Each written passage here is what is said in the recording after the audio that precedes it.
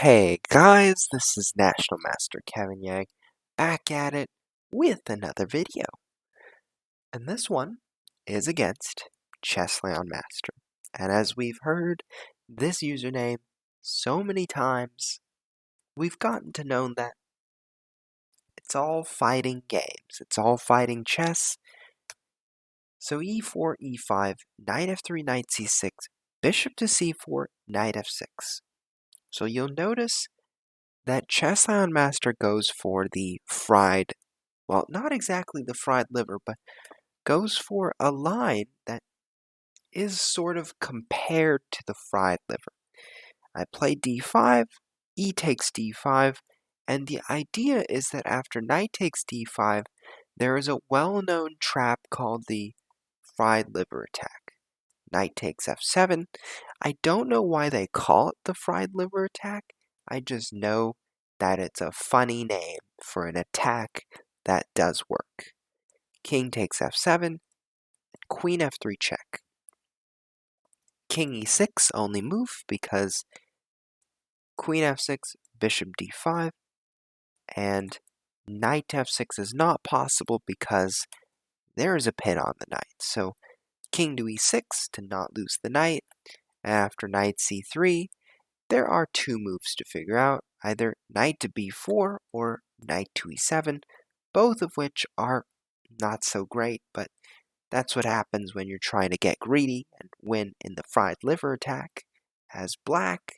So let's say knight to b4, and here I completely forgot the move. It might have been bishop b3, it might have been,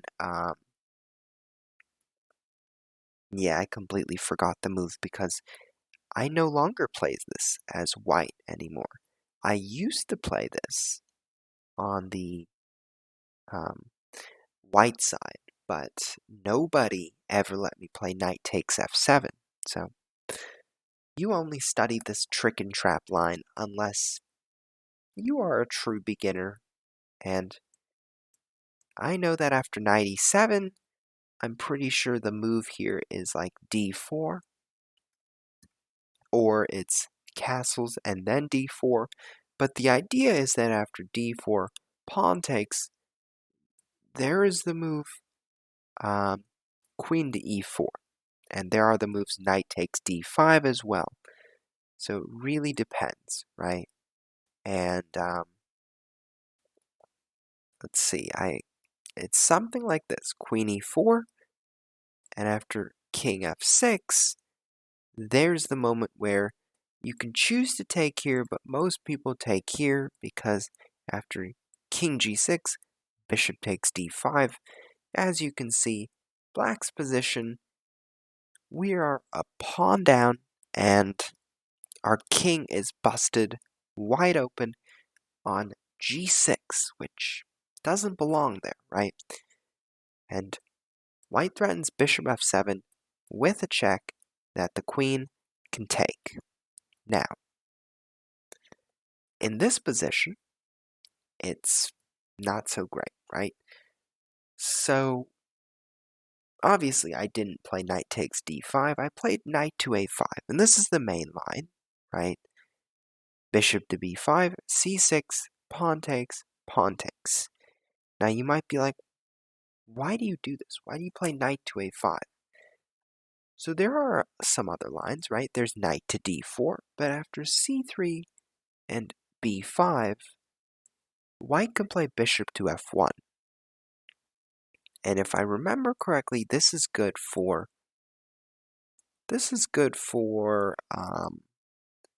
white. I don't remember the exact line, but all I know is that it's good for white. Now,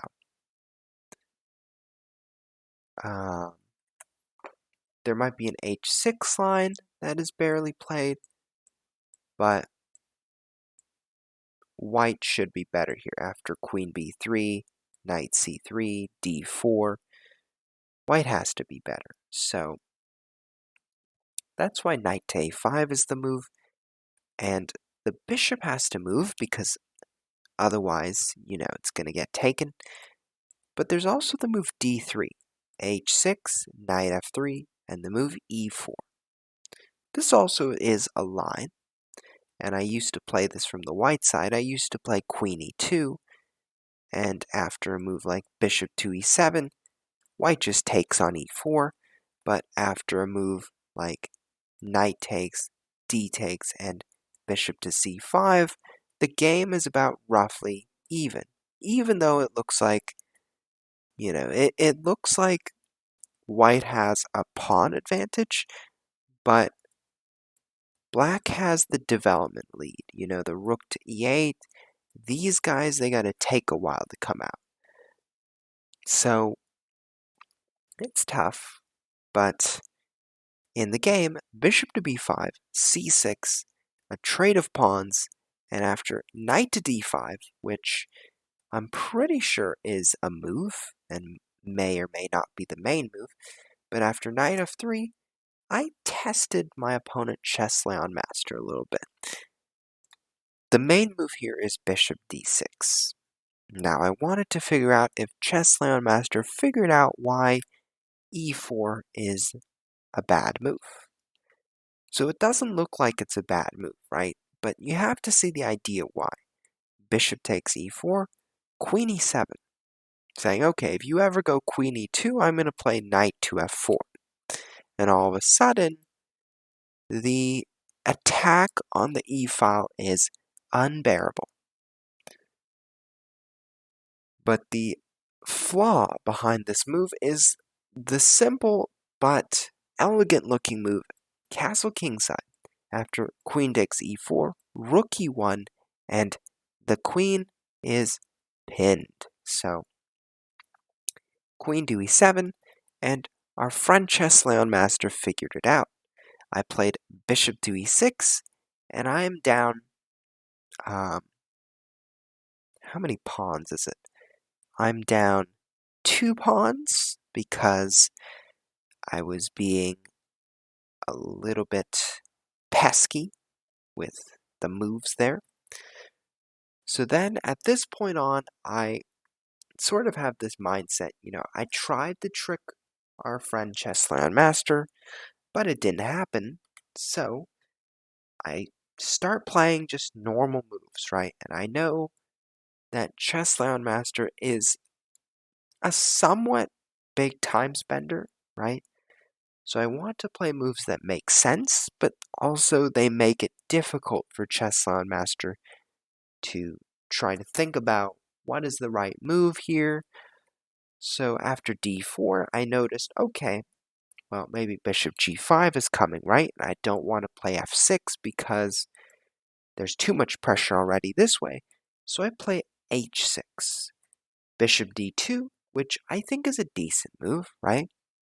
Bishop d2 indirectly threatens this knight, so I play knight to c4, and after b3, which is a pretty good move, noticing that, okay, the knight is going to take here, and the knight is pretty dominant here, so let's get rid of it, and this bishop is not too great anyways, so let's take queen takes and bishop g7. Bishop takes d5, c takes d5. Now we look at this position, and we look at the reason why our friend Chessleonmaster traded. And it's simply because our friend realized that these squares are incredibly powerful for the knights, right? And if the queen could go to a5, that would be great. So our friend Chessleonmaster starts with knight e5, saying, I'm going to march to c6. So I play rook d6, and at this moment I was a little bit afraid about knight b5. I said, okay, rook b6, and what about queen a5? And this was the moment where I was like, okay, queen b7, right? Because knight takes a7, I just castle, if I remember correctly. Or I just take, and then castle, and I threaten rook to a8. So that's what I was hoping for. But in the game, knight to a4. I thought this was really powerful by Chessleonmaster. I play castle, knight c5, queen f6. So when you're in the mindset of being down 2 pawns, you're trying to do something to not lose the game, this is what you do. You start playing, well, assuming that your opponent has a time restraint.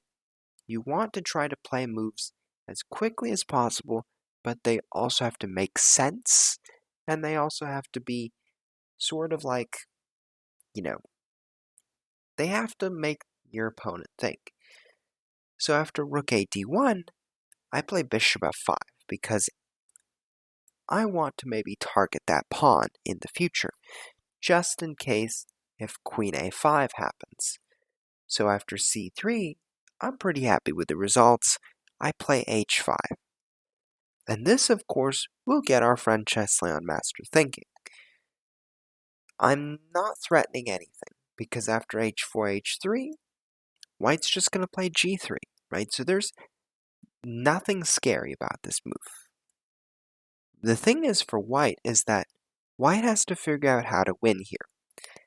And the part of making a plan and following through with it is extremely hard.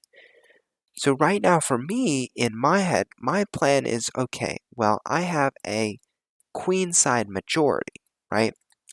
And I'm pretty sure that black cannot do anything to my king here, so I need to start pushing. b4, king h7, a4. I need to start pushing on this side. I need to get the rook over somehow, right? And I need to start creating a passed pawn. That way, things are smoother for me. I have a sort of goal, I have an objective in mind, right? And these knights, they are placed on the perfect squares. So no need to move them. But basically what I'm saying is, if you see your opponent making a move h5 like this, and you're up 2 pawns, you don't want to fear your opponent, you know?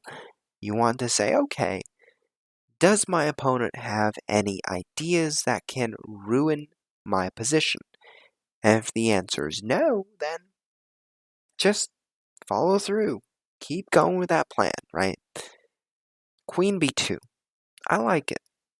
It's moving away from this h6 diagonal, so I play h4. Still, does nothing. Queen a3. I like this. It's not a bad idea. I play a6. And you notice on these moves, I try to spend as little as possible, but keep in mind I also have that game with Benjamin going on, so things are getting a little bit hectic, right? Rook e3, I play bishop h6. Rook f3, and now I play queen g5. And this is a critical moment, right? Because once the knight moves, I suddenly have bishop e4 in the air one day. But the knight's guarding the rook right now, so I can't do it right away. But my goal is, after queen takes and bishop takes, my goal is that the knight is not there. My goal is that the knight is on somewhere like d7, and that way I have a lot of pressure on g2. Now, I need to make this work somehow. So my idea after queen g5 is rook f6 followed by bishop to e4. That way we have maximum pressure on g2. Now, there are so many moves in this position. Knight d7, this knight to d7, knight to e4, right? And the main goal for white is white wants to create some sort of discovery so that white can take that rook, right? So after knight takes a6, my rook is hanging too, so I need to move my rook. Rook f6, and now knight to c5. So white is still in the driver's seat, but things get tricky after this next move, which I will reveal in the next video, and hope to see you then.